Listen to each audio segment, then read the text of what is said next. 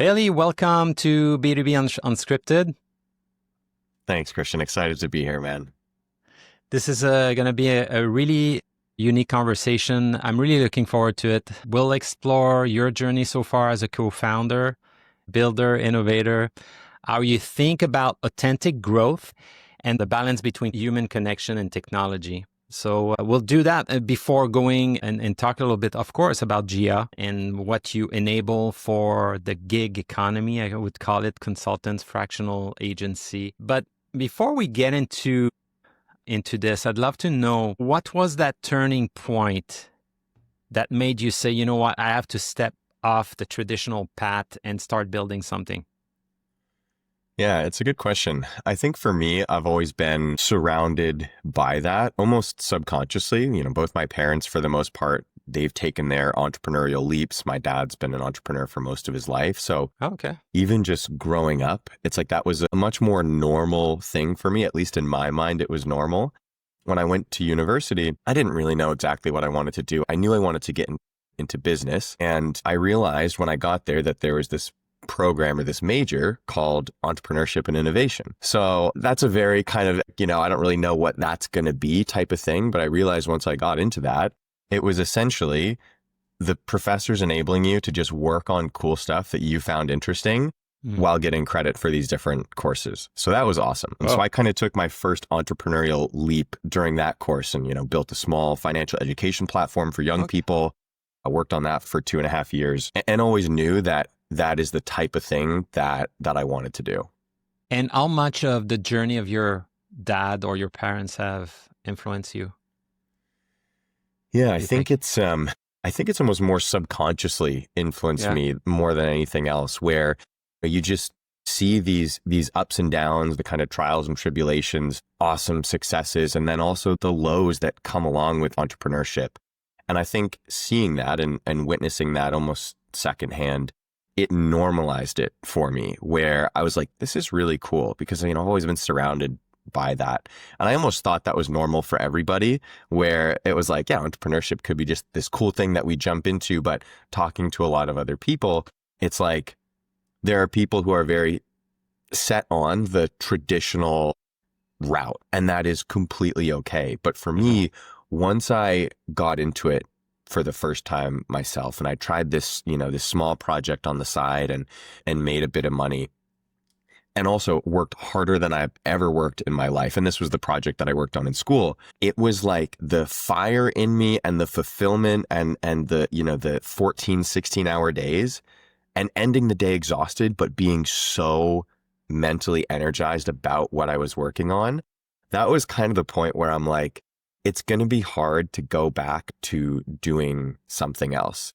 And I say that, but when I graduated university, I was looking around for jobs. It was kind of peak COVID. I graduated in 2020, so didn't even have a graduation type of thing. But I was looking around for jobs, and in lieu of being like, hey, I want to start something myself, I looked at startups, and I knew that was the route I wanted to go. And I almost looked at it as like training, of like getting the reps in to eventually build something myself. So I found this amazing little tech startup. There was maybe 8 or 10 people when I joined that as actually a customer success manager, quickly moved into a sales role almost serendipitously, and was just kind of thrown headfirst into like, hey, this is what a real startup looks like and how it functions and how fast it moves. And that was one of the coolest experiences that for me kind of kicked off that trajectory. That's amazing. So you're based in Halifax. How big is the startup ecosystem over there? Halifax is pretty small in itself, little Atlantic Canada here. That said, the tech ecosystem and the startup ecosystem is awesome. There's a couple co-working spaces. We're actually in one. So, I get to go into our office every day, but also just be surrounded by people that are, ambitious, excited to work on and build their own thing. And just like kind of living in that vibe and energy is awesome. So what was the biggest shocking realization when you went out of join a startup? What became so obvious to you when you joined the startup? Because it's all nice and glory when we think about startup. It's cool. There's this energy you were talking about, which is amazing to have lived it myself. But once you are inside, sometimes we are a bit disappointed in to some degree. It's broken operationally most of the time. So what was your own realization? Yeah, it definitely can be broken operationally. I was lucky enough to join a startup that had a really good foundation. You know, they had their ups and downs for sure. And I was joining at a really good time. That said, that startup, and it was called LeadSift, they were very upfront about the amount of work it was going to take to be successful and be a part of it. And I think that's a really good thing to be. And it's kind of, you know, taught me where I'm at today and where we as co-founders are at when we're hiring people. It's like, be upfront about the commitment and the effort and the workload that it takes. Because if you're not, it's unfair to your own company and the person that you're talking to. And I remember I had a interview with the CEO and, you know, things went really well. And he said, you've jumped through all the hoops, you've passed whatever test and assignment we've given you, but I want you to talk to my co-founder because she's going to gauge expectations as to like what this is really going to be like. And it was essentially a conversation of us sitting at a coffee shop and her saying, this is not for the faint of heart. There will be early mornings and late nights. And if that's not something you're on board for, this is not going to be a fit. And for me, knowing that I wanted to do this type of thing in my future and having done something like it in the past, it was like this immediate answer of, I'm so on board for that. I know this is going to take more work than a typical 9 to 5. And it was like a no-brainer. So I think if people feel that way going into a startup or a job, that's a really good thing. But if you don't have that gut, like this is going to be no problem because that's how I operate on a baseline level, I think then it's like maybe reconsider the fit there. So do you think it's necessary now that you are inside, now that you have your own business? Do you think it's sustainable? Do you think it's necessary to have this kind of grind? I'll call it grind at all cost type of mindset to build a business. Are investors even, now that you, by the way, congrats, I need to mention this. Like you mentioned, you didn't get your graduation thing. Your graduation thing just happened. 1.1 million pre-seed funding. This is amazing. Congratulations to you and your team. Thank you. But back to my question, do you think now days have changed? We're more into, hey, let's build this properly. Let's make sure we have a healthy balance for our team. Yeah. It's such a good point, especially in today's day and age where you hear in Silicon Valley and San Francisco, the 996 being a very popular thing, which is, for those that don't know, working 9 a.m. to 9 p.m. 6 days a week. And companies, like I've had friends interview at these type of companies and they say that as it's a mandate and it's in office. So you're in office 6 days a week, working 12-hour days.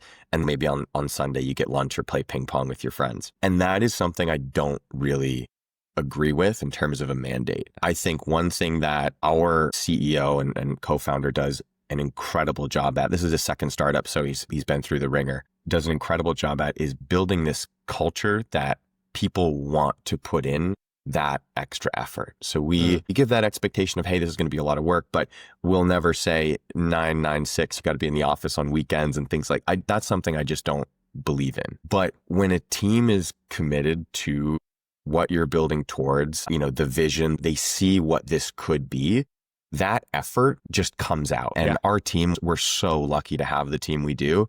They'll be pinging in Slack at 11 p.m., shipping updates at 12 a.m. type of thing. They're putting in so much more than just the 40-hour standard work week. And that doesn't go unnoticed. And I think the thing that comes from is having a culture where you're all on board and you're all working towards the same thing. And you feel like you're putting in this effort to build something bigger than yourself. At least that's what it was for me when I was an employee at this previous startup. Right. Sort of a building a movement. You see the vision, right? And you're like, okay, let's do it. It's worth it. It's not just because of the pay necessarily or the stock options, if there's any, but it's more about the culture. Everyone's into it. It's a team sport. Let's do it, right? But in your view, that's a good segue. What's broken about the way most companies think about growth nowadays?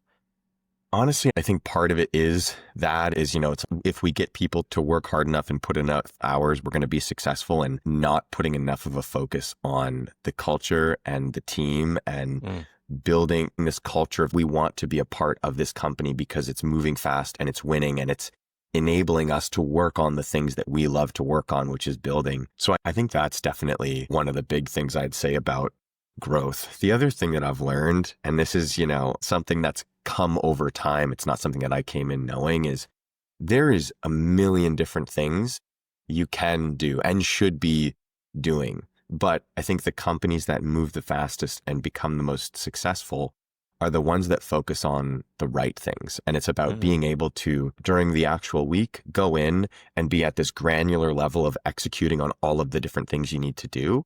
Yep. But then also being able to zoom out and see the bigger picture of like, what are the big things that we are working towards? And so we actually, as the 3 founders, every Sunday we meet and we kind of have that 2, 3, 4 hour meeting to zoom out and be like, are we aligning on the right things to focus on? And then here's the plan for the week to go and execute on those. So right now the team's 3 co-founders, myself, another co-founder, our CEO, and then our CTO who heads everything technical. Gotcha. And then under that, we also have an insanely good team of engineers, full stack, AI, backend engineers, really smart guys. So there's a team of total of 6 at this point, 3 of us, 3 of them. Your CEO co-founder posted, and I mentioned it to you just before the call, posted something a few days ago on LinkedIn, saying your goal is to 3x your revenue by the end of the year. Yeah. And he went down the exact playbook we're going to follow. So I'll just maybe run through the list, not reading everything. I can put the link under this video on YouTube, but I'd love if you can comment about this playbook, how it's been playing out for you so far, and why do you guys believe in this approach? So founder-led sales, organic LinkedIn, customer ambassador program, targeted outbound, and ecosystem sales. Which one can you detail a little bit further that has moved the needle the most so far? Yeah, definitely. The customer affiliate stuff is pretty straightforward, so I won't touch on that too much, but it's like we have a great, happy group of customers and they refer us people just on their own volition. So it's like, how do we systematize that more? The big focus and what's worked for us has been founder brand and founder-led sales. And that honestly groups a couple of those things, which is the one-to-one outbound, the posting consistently on LinkedIn, and just being visible in your space and almost like championing your target market, which for us is professional service firms. So we right now have a really low ACV, average contract value. We charge anywhere from $49.99, $199 a month. That price point typically doesn't support one-to-one sales. And for us, that is all we're doing. We're very much going with the YC mantra of do things that don't scale. So we will post on LinkedIn based on who's liking that, engaging with us, maybe engaging with a competitor. We'll typically do some thoughtful outreach, very low friction stuff just to get a first conversation on the calendar. So we'll do that. When they get on a demo, again, it's either myself or my co-founder doing that demo. Typically, and we're lucky here, maybe 40% of those people on that call say, yeah, like at least for a month, I'm super down to try it out. And then we do a one-to-one onboarding, which is 30 to 45 minutes. And after that, bi-weekly check-ins with the customer. So it's almost this enterprise type of sales motion for, $100, $150 a month product. But I think that is so important for founders or really anybody to do early on, because having that close proximity to the customer is, in my mind, it's a total cheat code, because you get to talk to them, understand where their pain points are, whether or not what you've built is solving that pain point. And if not, or if there's a gap, how do we go and systematize that and slowly improve it over time? When we first, quote unquote, soft launched or came out of stealth, we actually ran what we called a closed or a private beta, where we said, the whole goal here is to get 50 customers, and we'll cap it at that.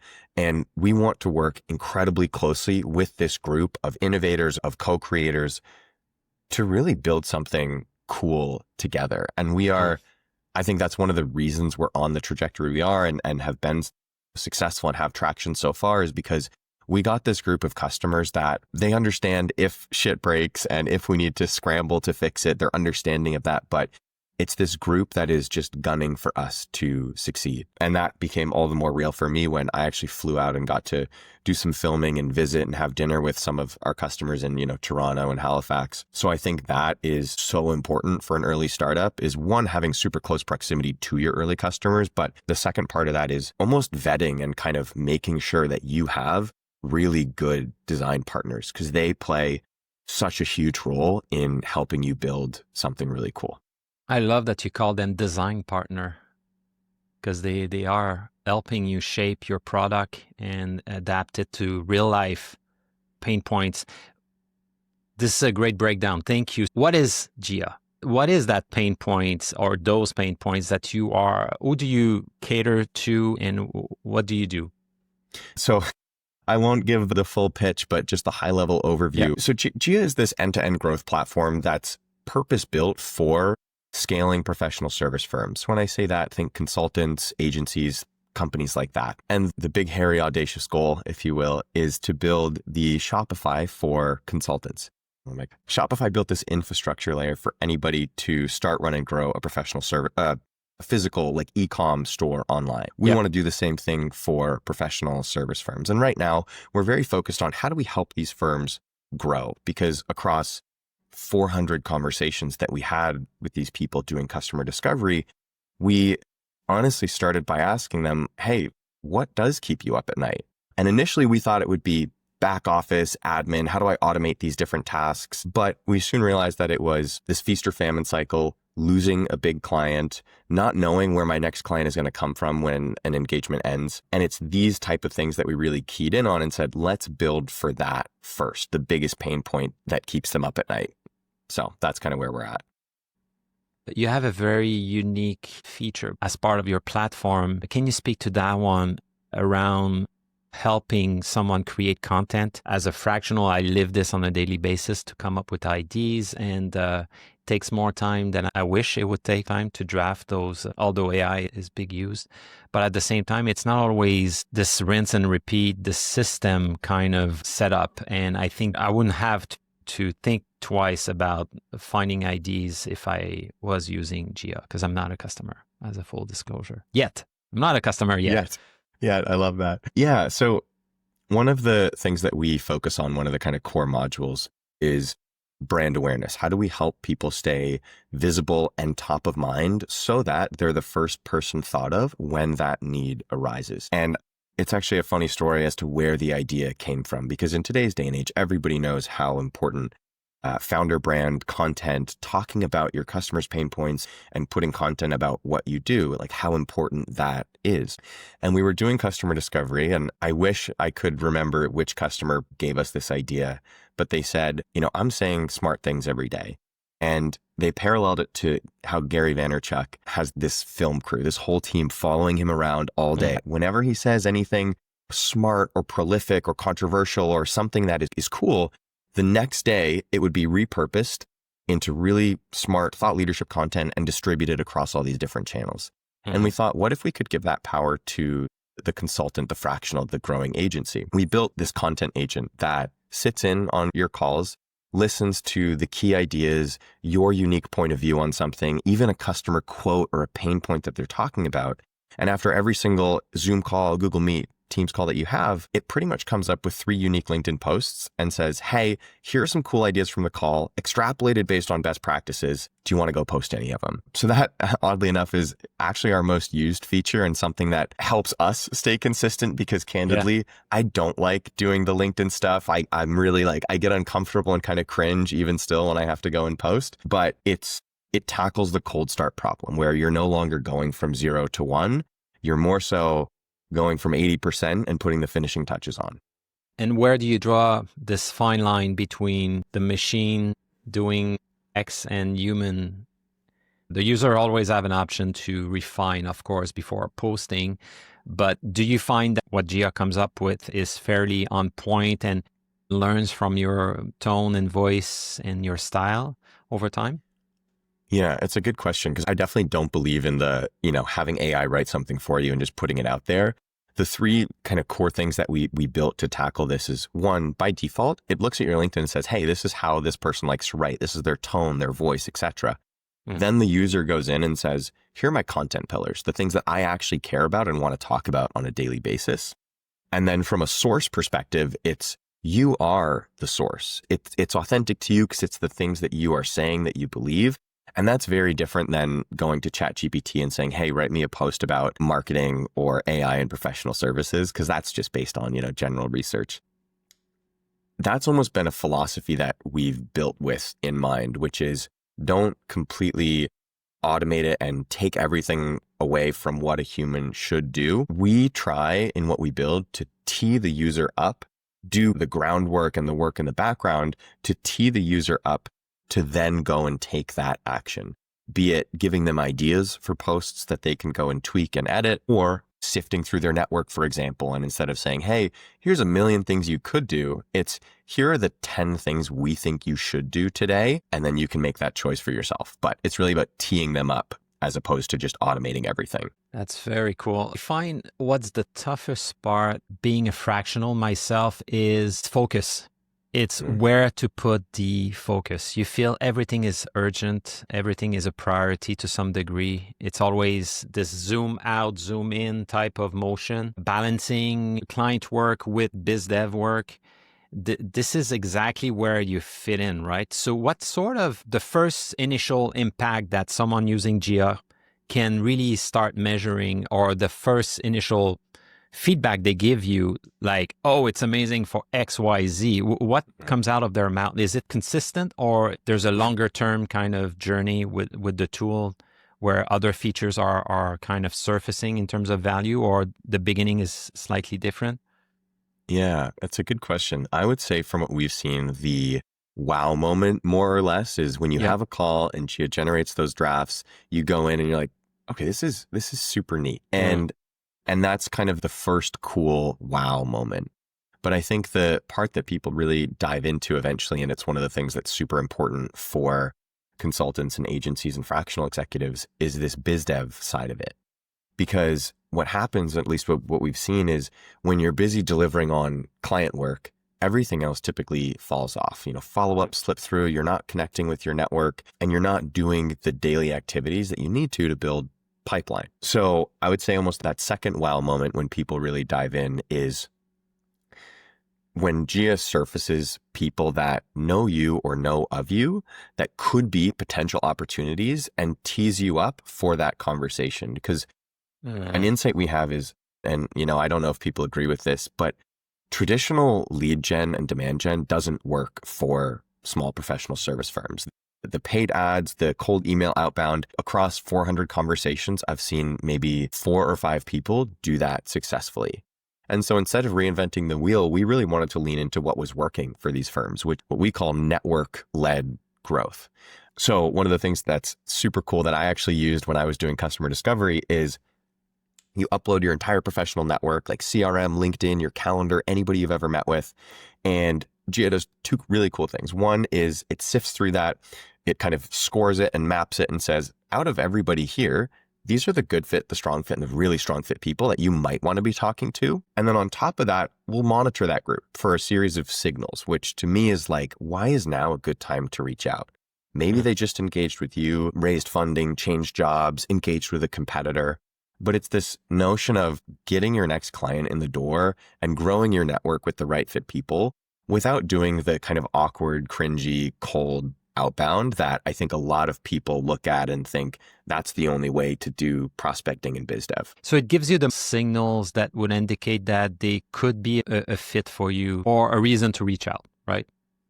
Exactly. Yeah. Because when you plug in, it's like GIA has access to your calls because it's recording them and how those are going and, who's a good fit ICP, and then which one of those calls are you putting in your CRM and moving through pipeline, and can we intelligently say, hey, out of all of the things that happened, your prospects activity, all this data, here are the 10 things that we think you should do on a daily basis. Because for this group of people, it's not about doing 100 things every day like a BDR or an SDR would.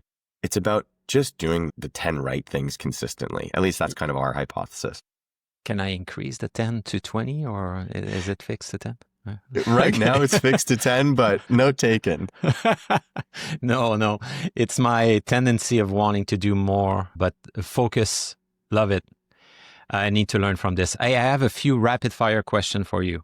Let's do it. Are you ready? Ready. Let's do it. What's your main passion outside of work? I don't know if you're familiar with the sport, but ultimate frisbee. Love that. Put a lot of time into it. Yeah. Good stuff. So you play indoor in the winter, in the hard indoor winter? Indoor in the winter, outdoor in the summer. Atlantic Canada has this touring team that goes to the States and other places in Canada and plays other teams, and it's so much fun. Good. Excellent. What's the reason that you're excited to wake up every day? What's your why, commonly called? You touch upon a few of them before, but what are you chasing?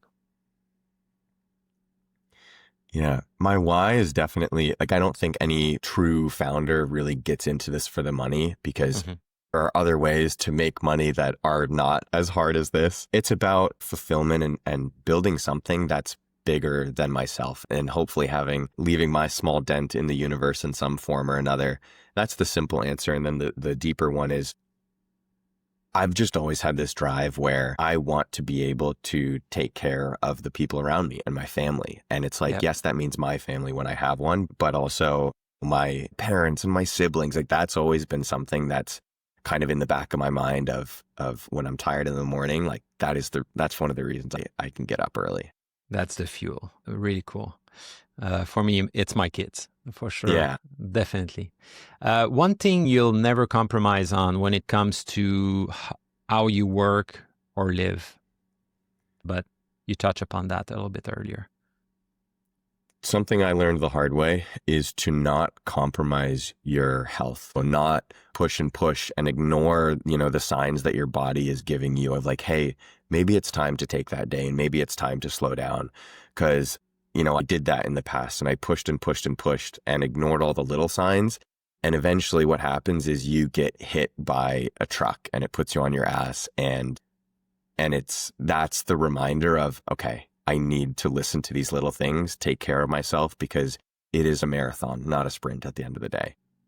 That's a very important one that many people overlook, unfortunately.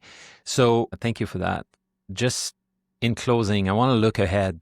What excites you the most about the future of growth and marketing in general? And what do you worry the most about? Because there's a balance here. There's a lot of stuff going on, right? AI has accelerated everything. The AI apps ecosystem is noisier than ever by the minute. Everyone can code their own app now. What are you optimistic about, and what are you less optimistic about? Let's put it this way. I think one of the coolest things that I'm optimistic about, and that so many companies are building towards, is how do we use AI to automate the things that nobody likes to do? And it's why there's so many companies that automate the back office, tedious admin work, the data entry. And I think one really cool thing that AI will enable is the ability for people to spend the majority of their time doing what they love. And it's like, that's what we want to do for consultants, where you don't like biz dev and you don't like admin and you don't like putting data in your CRM. What you do love and why you got into business is serving your clients and working with the people that you want to help. And it's like, how can we use AI to maximize that time? So that's one thing I'm really optimistic about. And I think a lot of companies are building with that in mind. The thing I'm skeptical about or not looking forward to, I don't know. I'm like, maybe I'm an optimist. There's not a whole lot for me that I'm like actively pessimistic about. I know that, people are afraid of AI taking jobs and things like that. And I don't think in the majority of cases that is the reality. I think that your job might be taken by somebody who loves AI and ends up using it in their job to do that job more efficiently. But I don't think it's straight up going to replace like hundreds and hundreds of people. At least yet. I think eventually we'll probably move towards that. But I suppose once we do get to that point, that's what I'm pessimistic about. It's never fun for somebody to lose a job. I'm also pessimistic on my end about deepfakes and the power 100%. of video. I mean, it's scary. Like, I've seen stuff this week. I mean, you've seen the new model coming out. Sora. And I mean, it's unbelievable. When this thing's opening up, right now it's invite codes. Everyone on Reddit is trying to get an invite code. But what I've seen, and I'm sure you've seen those video with Sam Altman, those fake videos, it's crazy. The level of realism, the sound is to another level as well, which I found was the downside. Until now, the sound sounded like AI. You could tell a video AI. The voice was very scattered and sounded like you speak in a can. But what's your view on this? Yeah, I'm going to change my answer. That is 100% something I'm pessimistic about, because that's, it gets into the kind of privacy and security aspect of it. It enables scammers to do a heck of a lot more. And I think it's about using AI ethically and in a way that makes sense and is beneficial to a lot of people. I completely agree. That is a really scary path that you could probably build a massive business around in terms of identifying that and being the security layer that makes sure things like that don't happen. Yeah, for sure. That's been a very, very interesting conversation. I hope we can do this again in a year from now to look at your journey, because you're going on a year in December. Yeah. How exciting is this? I mean, there's so much more coming out for you guys. Wishing you the best. Thank you. Thank you for your time. Much appreciated. Thanks so much, Christian. This was awesome. It was super fun. And I think both technology in general and hopefully GIA as well will be in a very different place in a year. So I'm excited to reconnect then. Cheers. Cheers.